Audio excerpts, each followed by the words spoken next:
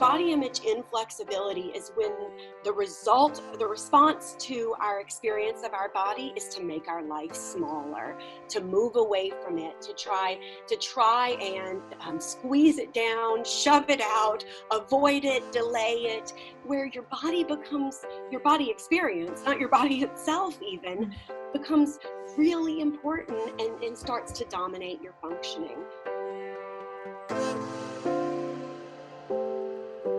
You're listening to the Wisdom for Wellbeing podcast, the show that blends science and heart to bring you evidence-based tips and tricks for cultivating a healthy, wealthy, and meaningful life.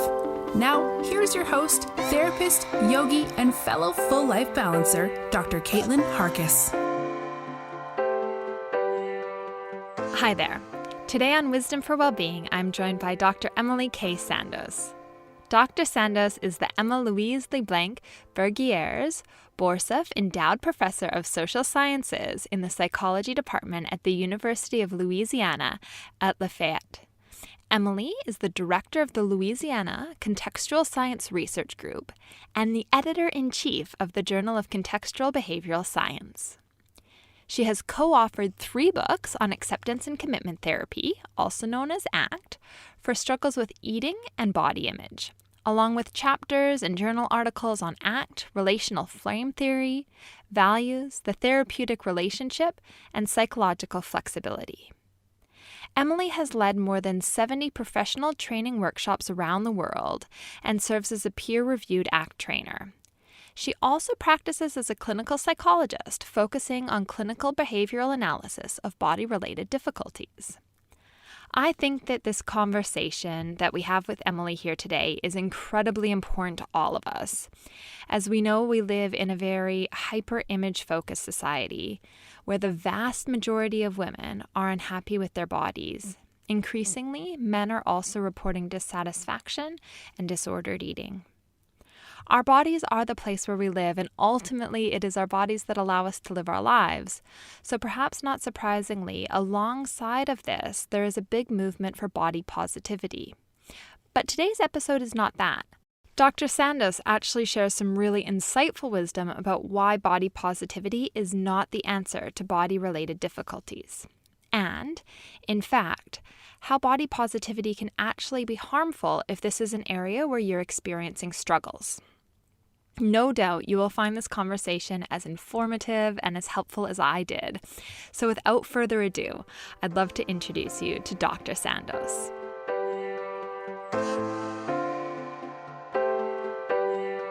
So welcome, Emily. Thank you so much for agreeing to sit down with me on the Wisdom for Wellbeing podcast today.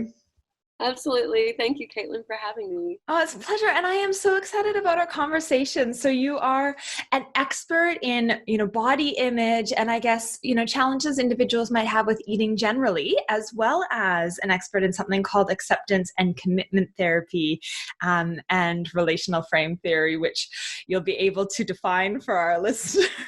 But just to get things started, body image is something that a lot of people would identify with. It's very topical right now. I wonder if we could start there and if you might be able to describe what body image is. Yeah, sure. The thing that's most salient to people, of course, is kind of how they see their bodies, how they imagine their appearance. And so most people, if you say body image, they hear that word image and they think, appearance or how I experience my appearance. Fortunately, with the leadership of Dr. Thomas Cash over the past probably decade, we've really been expanding what we mean by body image to include not just how you appear or how you imagine you appear, but really that entire experience of body image. So all of the thoughts that you have about your body, the body-related memories, even hopes and dreams related to the body, feelings about your body, even physical sensations, including being able to visualize or see the body, but also physical sensations like, how your clothing feels on your body or the level of soreness in your muscles. So really that entire experience, multifaceted experience, including anything you can perceive, anything you think, anything you feel, and then also included in body image is how you respond to all of those, the kind of overt, outwardly observable behaviors that you engage in response to that whole experience. That's an incredibly rich picture of body image when I think, in the media, we hear body image and it's automatically the negative way that one might perceive their body. This is a much more in-depth description of what body image is for an individual. And it highlights there's so many layers and multifaceted, as you said. There really are. And the important thing about that is that any one of those areas can become disrupted. So any one of those areas we can be problematic. And that's kind of how we've ended up expanding how we think about body image. So we might notice somebody that looks just as impaired, they're struggling just as much, but it really doesn't have to do with something like, feeling like they're overweight or seeing their body shape as being not beautiful. It could have something to do with their functioning actually, or their medical history, or a past sexual abuse experience that really harmed how they experience and react to their bodies. Okay, that just takes it down so many different tracks, doesn't it? That people showing up saying, they're struggling with body image, or, a therapist, an expert like you may be identifying that that's an area of struggle, that the actual cause and the individual's experience can be so different. Absolutely. Yeah, absolutely.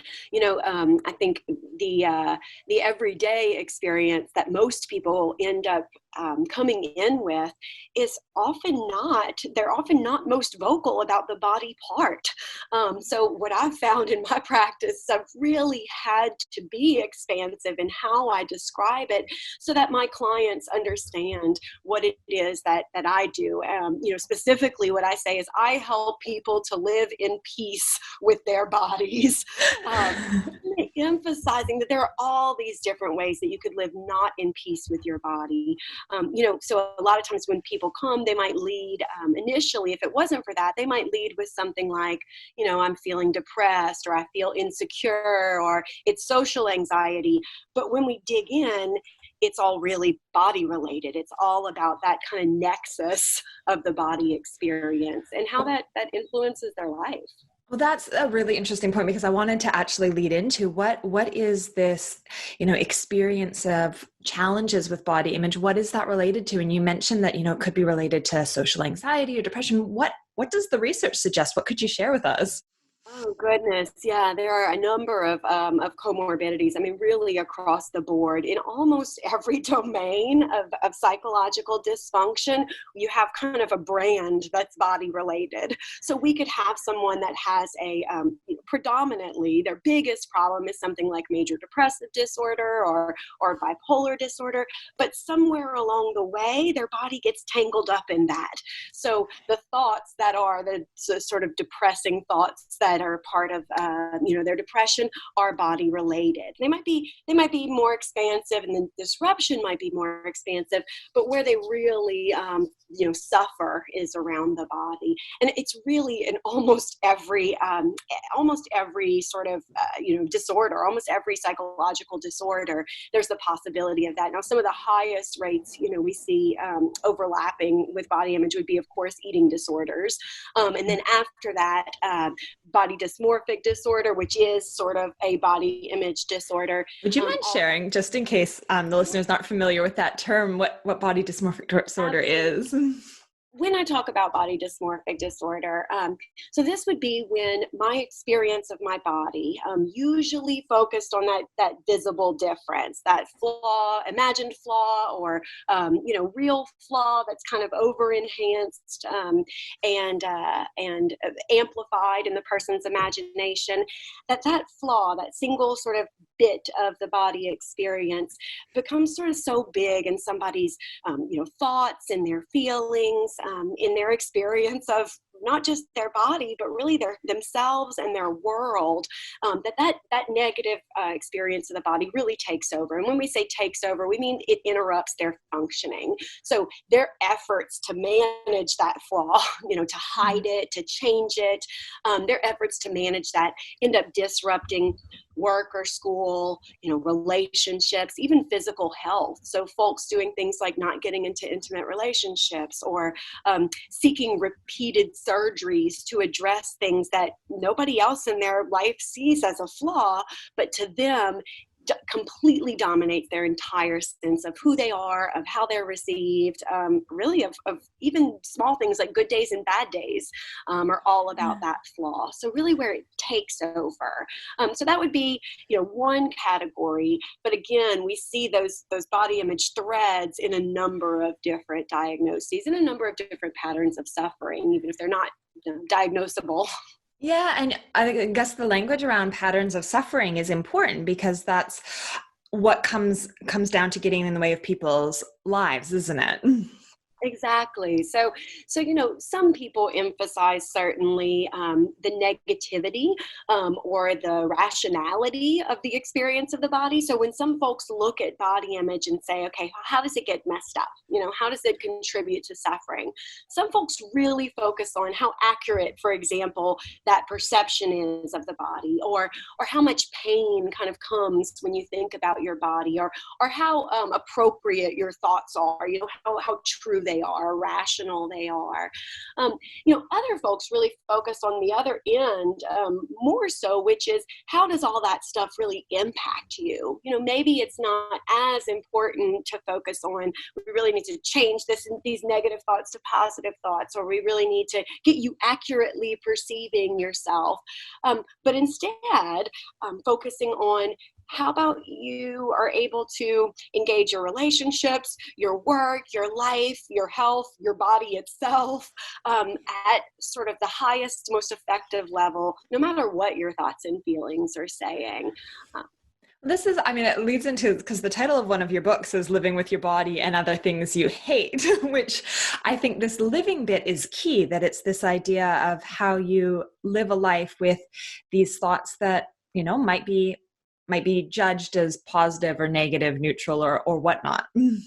Absolutely. Yeah, that living piece is so big. That's what I want for, like I said, what I want for my clients is living in peace and meaning with their bodies. And both of those pieces really being important, emphasizing, and other stuff you hate, that it doesn't necessarily, it's not necessarily in the cards for all of us to look in the mirror and go, wow, I'm loving what I'm seeing. It's not always in the cards for all of us to have the physical sensations going on in our bodies and saying, this feels great. There are times when it's really important, for example, to notice that I'm feeling really crummy inside and to be able to address that. There's times that it's really important for me to go, this is not what I need to look like today when I'm going to this professional event. And not only are those experiences we might sometimes call negative, sometimes label as negative, not only are they sometimes quite important, but they're not easily shed. It's not particularly easy to go in and just directly change these things in a way that impacts that degree of them impacting your life. So, rather than hoping that if we change the thoughts and feelings about the body, rather than hoping that those changes will then result in behavioral changes, we can actually go in and change the way right away that people are relating to their bodies, kind of the relationship that they're having with their body. And that's the emphasis in living.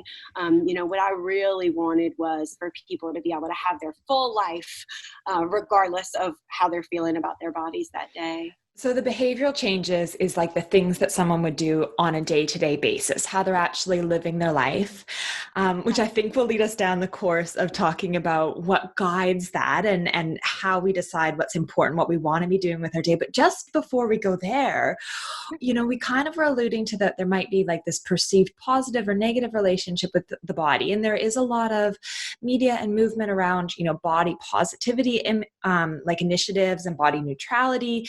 And I guess, could you kind of maybe share your thoughts on these movements and how this way of working with the body that you're talking about how we actually live and find peace, how they link together?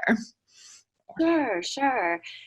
I think in general, everybody would love, when you think about somebody you love, you would love to just pump their life full of positive experiences, right? I mean, that's sure, that's what we want for ourselves. That's what we want for the people in our lives. That's what we want for our clients, certainly. And there's this funny thing that happens, and I'll speak specifically about body positivity, for example. Like, let's say, let's just imagine that I am not always 100% in love with my body, right? Let's just, hypothetically. hypothetically, let's imagine that some days I look in the mirror and there's these weird sort of bumps that I don't know where they came from, and that's like sort of stressful. And I was going to wear this shirt with sort of an open collar, and oh, that's going to look gross, and I don't know what people will think. And sort of in that moment, right, I'm having all of these experiences. I'm thinking about what I have to do that day. I'm noticing what I was going to wear. I'm obsessively looking in the mirror at these bumps. Like, even that little acute experience, something like the body positivity movement would say that those experiences are problematic in and of themselves. So me looking at the skin and going like, oh, that looks gross, me having to stress over it, me imagining what I'm going to wear, that all of that part, all that inside stuff that I'm doing, all of that pain that I'm experiencing, that is the problem. And while sort of authors of this movement, I think mental health professionals that really advocate for body positivity wouldn't necessarily support this, the impact in the cultural movement has ended up with sort of shame around not feeling positive. Yeah. So something like, oh, I have this gross rash on my shoulders, that feels terrible. The body positive movement might say something like, I'm wrong for feeling bad about that. And like, what I need to do is to have positive thoughts about, my body in that moment. That is, that has a couple of downsides. One is, in all that time that I could be navigating what I'm going to wear instead, looking on the internet and seeing if I need to go to the dermatologist, maybe like cleaning and applying some ointment, whatever it is. Instead of doing that, I'm instead looking inside going, why am I being so mean to myself? Why am I having these bad thoughts about my body? Why am I having this pain? I shouldn't be having that. Not engaging my life effectively. So it's a second layer that's happening. Absolutely. And this other layer of really what I see as more suffering, because in my world, the part where it goes from pain to suffering is the part where pain starts impacting life. Once pain starts impacting my ability to engage my life, that is what I call suffering. So any model that gets me looking inside, doing more suffering, I'm struggling with. I'm wondering if that's really the best way to move forward. Instead, the alternative would be something like a body image flexibility model or a body flexibility model.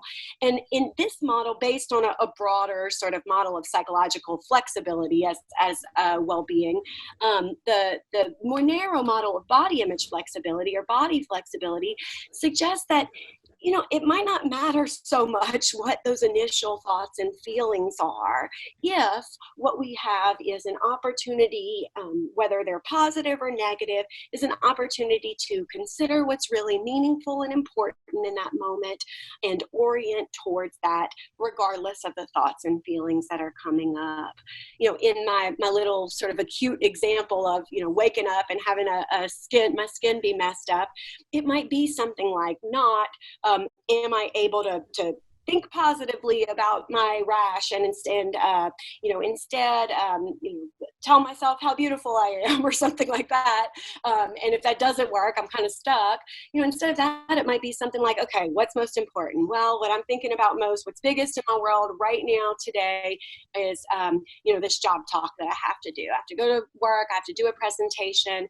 And what's most meaningful to me about that presentation is that I'm talking to these incoming students and their parents. And I really want to give them a good sense of what it is that we're doing here.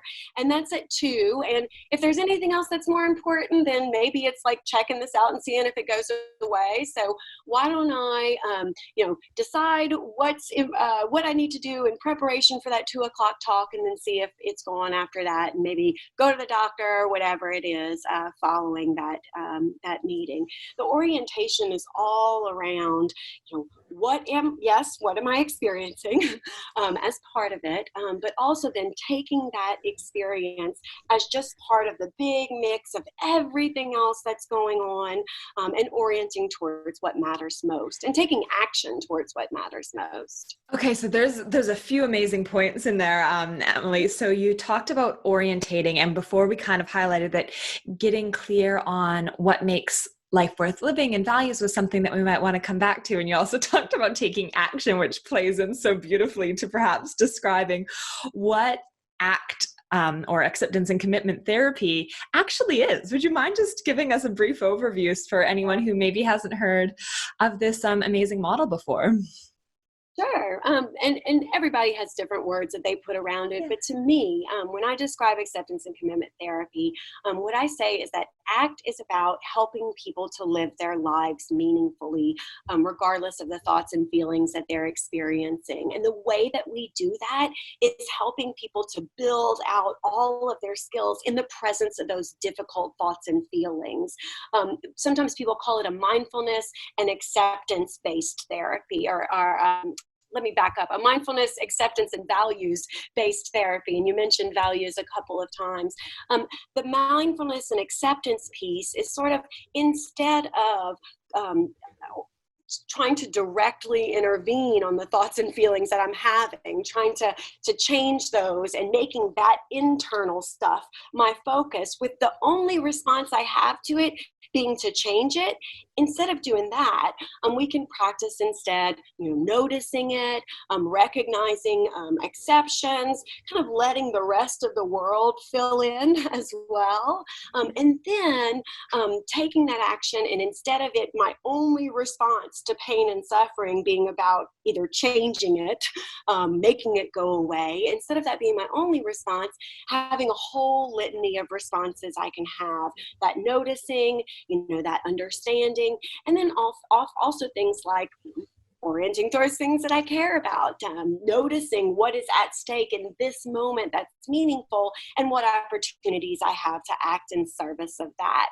In addition, we also include things like how we relate to other humans, specifically, and how we understand our own identity. So really recognizing that not only is body image, large and multifaceted, but that flexibility model, because it emphasizes having all of those choices for ways to respond in the presence of pain, that's also a really multifaceted model. That when we say flexibility, we're referring to the flexibility involved in choice, in being able to have pain and still have a choice as to how we're going to move forward. That's a really empowering model, to be in, as you said, in a moment of pain, and to still have a choice, to be able to orientate towards something that you care about, that you value. And in your example, noticing whatever was going on with your skin, the blotches, and then actually taking that, holding space for that and going, well, what do I have today that is most important for me, that both of these things can exist in consort? Yeah, absolutely. And it's scalable. I mean, one of the things that's really lovely about this is, my silly little example of a 10-minute experience in the bathroom, scales all the way to something like, the experience of somebody that has struggled with anorexic type patterns for 10 years. So somebody that struggles to maintain a normal, healthy weight, that, for whom every episode of eating, every time around food, is incredibly painful and stressful. Someone for whom the idea of eating and food and the body impacts literally every aspect of their life, from relationships to work, to personal accomplishments and hobbies. Even at that level, it's the same exact model. It's, okay, a painful thing is present. Let me pause. Let me notice that. Let me recognize what my mind is doing here? Let me let that experience fill in along with everything else going on around me, all of the other, since five sense experiences that are happening, things that I'm seeing, feeling, smelling, tasting, also all the other internal experiences that I'm having, what are other thoughts and feelings that are coming up right now, and then filtering all of that through that question, what is it that matters most? What is it that I care most about in this moment? And then how do I take action consistent with that? So you can almost break down the model as like, let the whole world fill in, notice that your world is shutting down, notice the moment of inflexibility, let the rest of your world fill in so that you know what you're working with. That's the mindfulness piece. And then orient to what you care about and take action. And that's the sort of values, committed action piece. Yep. So the what matters most is an individual's values, and the committed action is where you decide, okay, well, this is what I'll do in this moment that is orientated towards my values, even though I'm having this painful experience. Absolutely. And, we really emphasize, everybody kind of, values is a word we use all the time to mean lots of different things. In this model, when we say values, we mean something really specific. We mean a chosen sort of direction for your life that you can act in service of in any moment. So, it could be when I'm pumping gas, pumping petrol, it could be when I'm walking my dog, it could be when I'm giving a presentation for work. It could be when I'm sitting with a client, that in any moment, physically, and then also no matter what's showing up psychologically, whether I'm anxious or excited, whether I'm literally in the middle of a panic attack, or what my mentor used to call a dark night of the soul, suffering existentially, that no matter what's going on outside of me or inside of me, that I am still able to act in service of this. It's not a specific goal or a specific outcome. It's really a quality of action, really a quality of behavior. Something, for me, one of my values that I really care about is being an extraordinary mother. That looks different depending on, which kid I'm talking about. Yeah. That kid is now when my daughter's 19, or 10 years ago when she was 9, whether it's her that I'm speaking of, or my son Jackson, or my son Julio, each of them needs something different from me as a mom. Each of them needs something different as they grow older, even from day to day. Some mornings my kids like to be hurried and sort of comforted and sort of cared for. Some mornings it's mom, back off. And being an extraordinary mom means figuring out what in that moment is going to really serve that quality of action. And that's specific to me. I really get to pick, what my values are and what that looks like to me in any one moment. That's quite empowering that you're responding to the moment, recognize, and I guess that's where the mindfulness, the awareness of the situation comes in, that some mornings, maybe doting and being more attentive might be kind of in alignment with that values. And at other mornings, backing off, responding to those cues is what's important. So having this sensitivity to notice what's happening in your environment. And you also highlighted, that sometimes like experiencing anxiety or having a panic attack, that you can notice what's happening internally and still be taking action towards your values. Absolutely. And we just sort of insist on that, Now, it might not look the same one day in moments that I'm in a panic attack as in moments when I'm, feeling grand. It might look really different, but that values consistent action, that committed action, it is not actually about what it looks like. In fact, sometimes we'll say, like, nobody could tell from the outside whether this is values consistent action for you or not. I can give another example. It might be that I have some really clear ideas about what being an extraordinary mom looks like. And when I'm under a lot of stress, it could be that I start performing those actions, but I'm not really present. I'm not really paying attention. I might have a goal to spend 15 minutes with each of my kids talking one-on-one. Well, I might do that in a way that I could check the box off, but I really wasn't listening in an extraordinary way. I really wasn't responding in an extraordinary way. I really wasn't being the mom that I want to be during those 15 minutes. So, we really do, for example, in my practice, with my clients, I really do expect and encourage and support them being able to orchestrate a sense of what it is their valued life would look like. And the important thing about this is that if we think of in any one moment, we can be moving away from something that's really painful or moving towards something that's meaningful. Oftentimes moving away from the thing that's painful really means moving away from something that matters. If I am not paying attention to something that my kid's trying to tell me, if I'm, half listening and giving a little laugh here and there when it seems like they need a joke, likely what's happening is that I'm preoccupied with something else. There's something in my experience that rather than making note of it and saying, oh, Jackson's talking to me, he's what's most important right now, I'm struggling. How am I going to handle that email issue? I don't know. I could respond. Maybe I should just let it lie. There's something that I'm not willing to just sort of let be so that I can be with my son in that moment.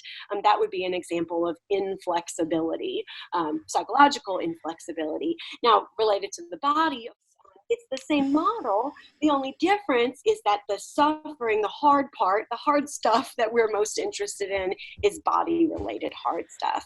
The values and commitment side is really the same. My values, I don't have to have specific body-related values, but of course, how I relate to my body, how I interact with my body is going to impact any of my values. Like we said, we call it a body image dysfunction when it's impacting stuff, when it's interfering with our work, with our relationships, with our education, with our personal health and habit.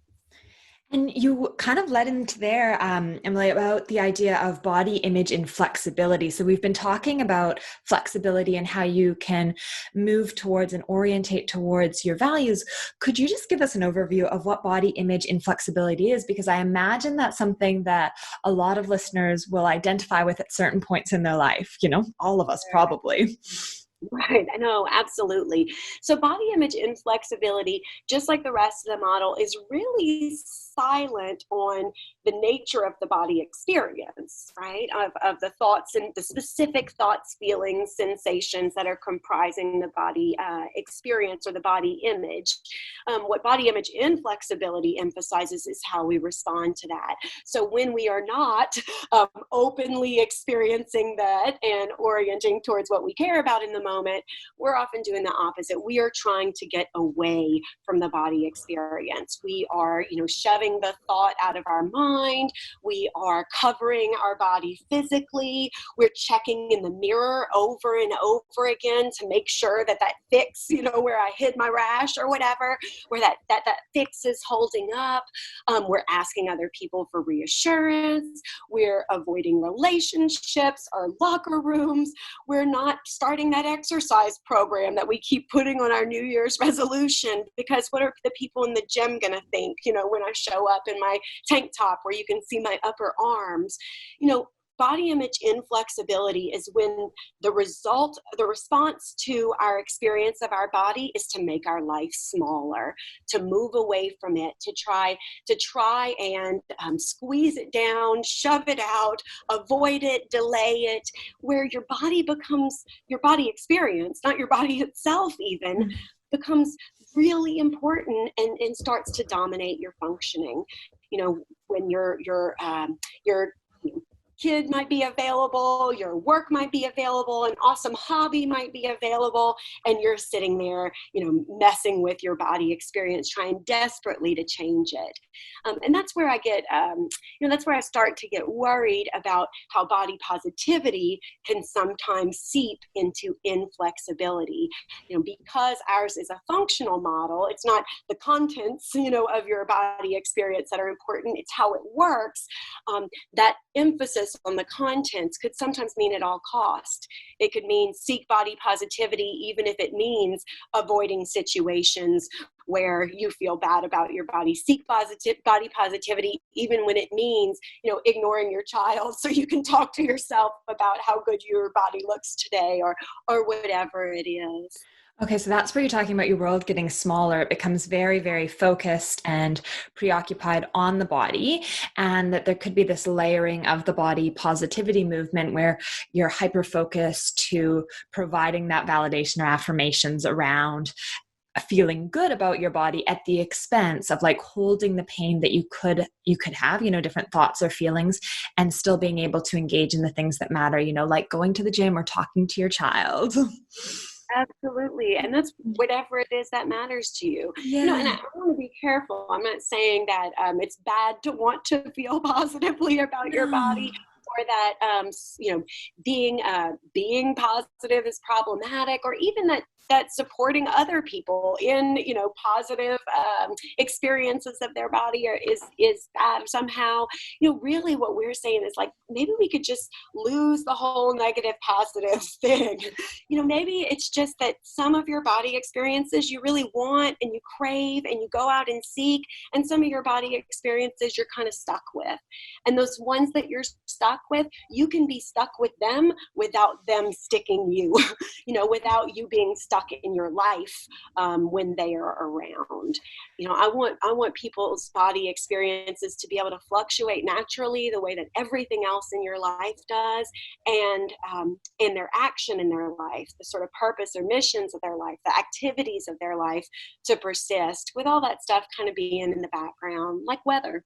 Yeah. Oh, that's a really lovely example, because it highlights that there's this wide range of body experiences too. So it's kind of acknowledging that model you spoke to earlier of body image being multifaceted and multi-layered, that it doesn't have to be one domain.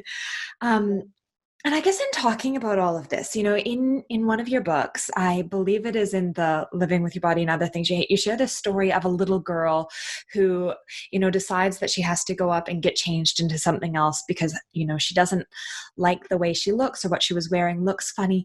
Could you maybe share a little bit about how body image might be, learned from an early age? And just, I know this would be a broad topic, but a little bit about the cultural context so we can be mindful of it and aware of it. Yeah, absolutely. Who's done really great work around this, I think, is Nezaroglu. So Fuga Nezaroglu. I can put that in the show notes for the listeners. Okay, yeah, super. Has done some really great work around this, and in her work, in one of her pieces, she provides an example that I think is really lovely. She talks about a little girl growing up and playing the piano, and just playing really expertly at a recital, and then coming down into the audience and her parents saying, "You were the cutest little girl up there." Not commenting on her piano playing, or, her poise, or that she looked, she really did a great job, even though she felt nervous. She really must have been kind to herself with that anxiety. Instead of any of that, the comment being on the way that she looked, on her body. And one of the things, the reason why I love that example is because it's easy for everybody to think of how, if when you were growing up, you were told that you were ugly, or that, you were ineffective physically, if you were always falling behind in gym, or called fat, or any of these sort of, negative experiences, it's easy to imagine how that could result in body image inflexibility, how that could make, your experience of your body really dominate your world and squeeze it down and limit it. What people don't always realize is that quote unquote positive experiences of your body can do very similar things, to the extent that that we relate to our children, for example, in terms of their body, in the extent to which we conflate their identities with their bodies. We are making it to where their body signals access to good or bad stuff, where the body is a really important thing to pay attention to, and my thoughts and feelings of my body are important to pay attention to, because that's how I know if for example, mommy's going to be waiting in the audience with a big hug and kiss. Or, what if I got up and played perfectly, but I wasn't the cutest little girl up there? So pairing, things like affection, things like access to peers, things like, performance in academic domains, pairing those down to bodies, to physical appearance or any other aspect of the body, I think really limits people's experiences and makes it to where their suffering ends up body related. And let me say a little bit about what I mean by that. Sometimes it's hard for folks who don't struggle with body stuff to kind of understand how it is that happens, or how it is that becomes the focus of folks' distress. And sometimes even when folks do, they're surprised that they've kind of ended up with that flavor of suffering. One of the things I like for people to understand is that over time, if you take lots of experiences like that little girl, even positive experiences where you're constantly sort of addressed and treated in terms of your body, then your body becomes a really important thing to pay attention to. Your body becomes a signal as to what good or bad things come to happen in your life, and can really limit your functioning from there if that persists. The suggestion I think that we want, the thing that we want, the ideal thing that we would hope for, I think for most of our kids or our culture, is for an emphasis on body that's practical and maybe even dispassionate at best. That our bodies are one aspect of ourselves. There are many different aspects of ourselves that the way that they are important should be in direct sort of contingency ways. If I need to be able to walk up and down the stairs, then it's important that my body can walk up and down the stairs. And, if it's important to me to be able to keep up with my kids, then maybe losing some weight, is important to me. If I know that I'm going to gain access to certain professional settings by dressing in a particular way, then that's what's important there. That's why attending to the body would be important. So really pragmatic and, like I said, almost dispassionate, ways of relating to the body as just part of the experience. Okay, so it becomes an element in someone's life rather than consuming. And that's a really important piece of information, that it's not just negative feedback we might receive about our body that can influence these challenging experiences later on in our lives, but this possible accumulation of even positive feedback about one's body and that association that builds about what it means to play the piano while it is being cute, for instance. Absolutely. If my ultimate sort of goal, if everything is evaluated, by how it changes my experience of my body, and that's it, then that really becomes the standard by which everything is evaluated. And not only that, but it can also be the flavor that all of my suffering takes. So if I have had this experience, let's say I'm a college student, and over 21 years, the emphasis has really been on my appearance. And maybe it's on maintaining a positive experience, and that feels very accessible. Maybe it's on avoiding a negative experience, and I'm constantly sort of chasing being able to look good enough or be thin enough. People will report experiences like the time when they feel that the most is when other stressors happen. An example might be if I'm really struggling in stats and I get a test back for a statistics test that I studied for, tremendously and really thought I did a good job on, and I get it back and I have a failing grade.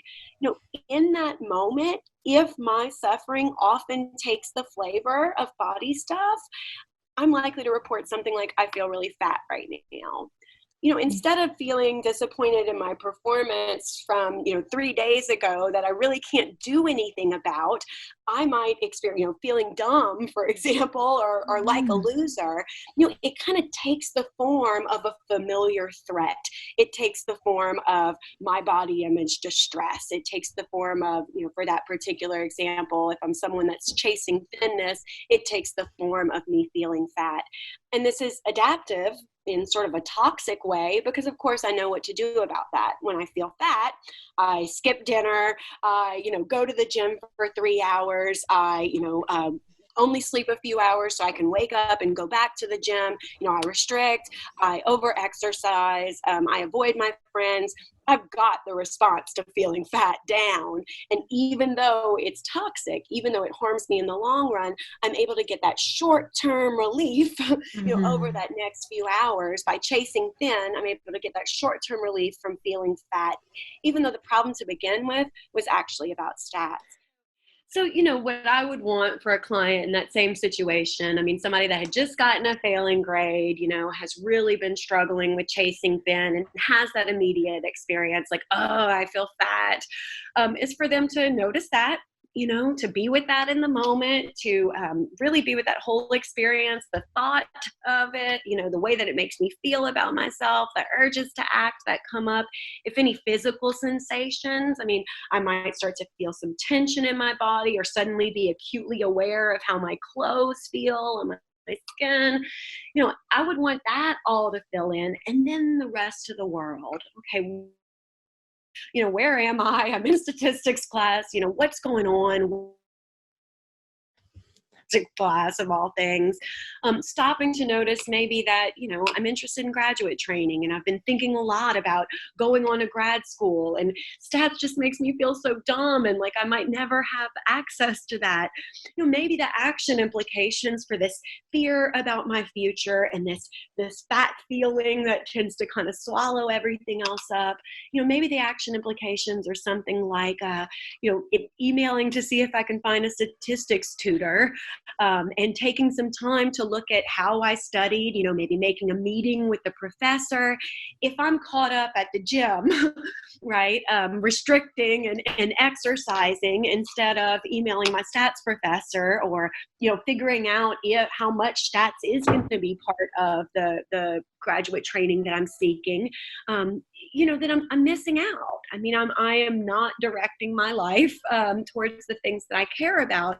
Instead, I'm letting my experience with my body really, really drive the bus, really come in and take over. You describe really this idea that maybe almost diverting from that feeling of discomfort around the thoughts that might come up around not being able to pursue, graduate school, or feeling dumb, or whatever it may be, that we might divert to something that's more familiar, like these feelings around fatness that we know how to control. So there's a sense of powerness there, in that we have an action we can do. We can go to the gym, versus a sense of powerlessness when it's something that's less familiar and we're not sure exactly what avenue to pursue. Absolutely. And that feels so important to say, because I think that folks tend to be embarrassed if their struggles, are body sort of related. I think folks tend to judge others. Like, for example, individuals who struggle with eating disorders tend to say, like, how vain that you would worry about your body, or boy, I wish I was anorexic and could restrict it to that extent. Not really understanding that this is just the flavor of the suffering that everybody has. Humans are really, really good at suffering in lots of different situations, and we tend to suffer about what's familiar. We tend to pretty early on in our life, have kind of a flavor that our suffering takes, and then a response that we make to that. The problem is, of course, that oftentimes both of those things are toxic. The flavor that our suffering takes really obscures things that might be actually more actionable and meaningful to us.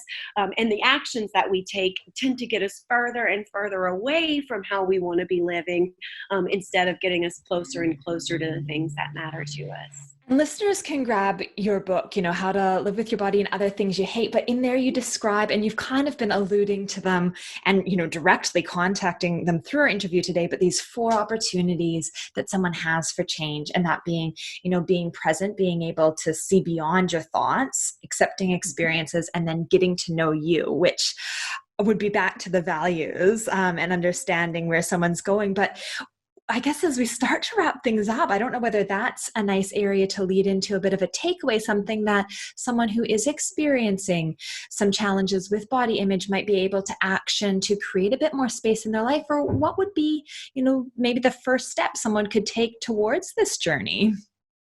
Yeah, I would kind of consider the first step somebody being willing to say, "Boy, that sounds a lot like me." True. That first step, honestly, and I say that because I think that that's hard. I think it's easy to kind of look from the outside and go, "Whoo, I'm glad for like that," but it can be hard to recognize ourselves in the stories like the ones that I'm telling today. So I think the first step is really recognizing ourselves, and then the second step, which sometimes comes by surprise for most people, I would say, is actually asking ourselves, who is it that I want to be, and how are these struggles interfering with that? What are the things that matter most to me that my experience in my body tends to take or interfere with?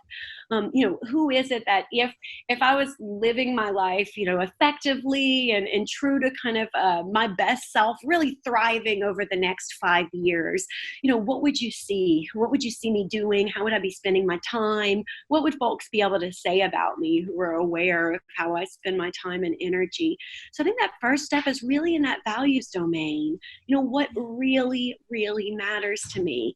And the reason why I say that's that first step is because it's from there that we can then dignify the hard work of getting in contact with the moment, of paying attention to not just the bad feelings that are showing up, but everything else that's going on, to looking past our thoughts, to being able to accept what is and being able to really relate to ourselves and to other people in effective and flexible ways. So values sort of ends up being the criterion that tells us when it might be important. The question to do each of those 4 things. So the question that I sort of ask people in the book in a much longer, more complicated way is, after establishing what it is that you care about, after you feel really clear about what the values are that you're going to be working on in this area that your body image tends to take from you, the next step being, getting in contact with the present moment. The question that I ask people is something like, what are situations in which your body interferes with you being able to get present in a way that negatively impacts your values? And the idea of looking sort of past your thoughts, of being able to let the whole rest of that mental world fill in, has been kind of how I'm saying it today. Would be, what are moments when a particular thought, memory, label about your body completely takes over in a way that interferes with your values? Same thing for acceptance. What are times when your unwillingness to have your experience of your body interferes with your values? And then finally, what are times that your way of experiencing yourself and other people physically interferes with you being able to pursue the things that you care about? So in each of those, the metric for kind of how am I doing is always going to be those personally held values. These being 4 sort of skills that we can build in the presence of that.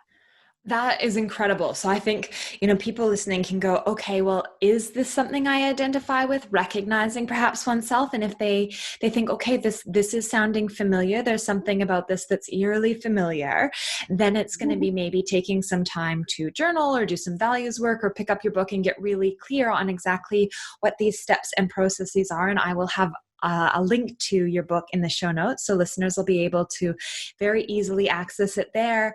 How else can they get in contact with you, Emily?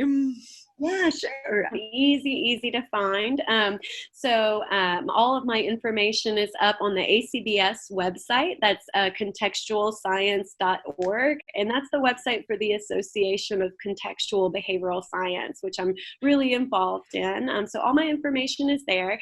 It's also on the University of Louisiana at Lafayette website. So psychology.louisiana So I've got lots of information there about the graduate program that I coordinate.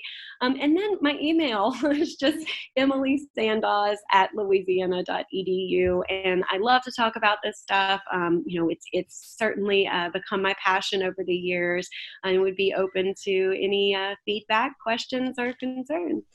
That's fantastic. And you've written a number of books in the area as well. So I'll have links to all of the information you've just described in regards to contact avenues and all of that in the show notes. But I think that's so generous that this is obviously such an area of passion, and that you're open to people getting in contact and reaching out should that be something that they feel would be beneficial to their, next steps. Absolutely. Thank you so much for taking the time to sit down today and, have a really delightful conversation. I feel like the time has just gone so quickly because this is clearly an area that you are so knowledgeable and passionate about. And I would really encourage listeners to grab your book and to figure out those ways that they can make change in their life and live a life that is rich and meaningful, and find that peace that you described through clear direction and orientation. Thanks so much, Caitlin. I hope that you found this interview with Dr. Sandoz as informative as I did. I think the concept of body image flexibility and how we can support the cultivation of a sense of self beyond body image is particularly powerful. As mentioned, you can reach out to Dr. Sandoz herself via email, which you'll find in the show notes.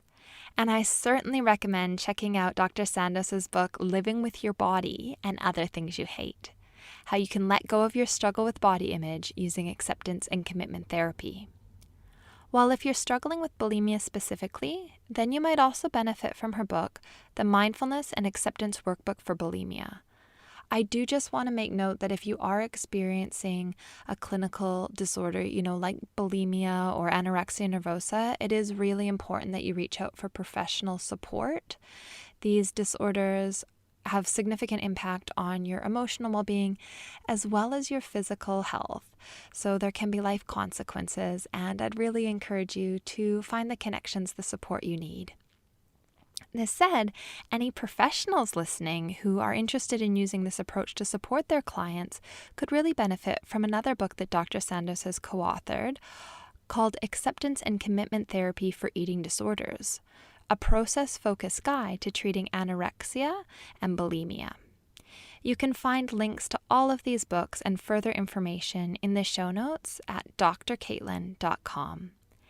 Thank you again so much for listening in today, and I'll be looking forward to connecting with you next Wednesday, where you'll get to learn more about yoga psychology, Buddhist psychology, how this relates to acceptance and commitment therapy and relational flame therapy, all with the amazing Nellie Martin. All right, have a wonderful week. I am wishing you well.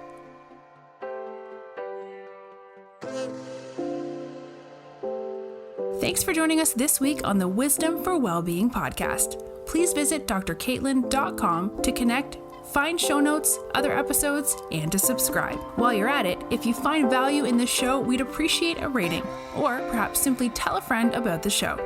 Wisdom for Wellbeing is not a substitute for professional, individualized mental health treatment. If you are in crisis, please contact 000, your local emergency number if you are outside of Australia, or attend your local hospital ED.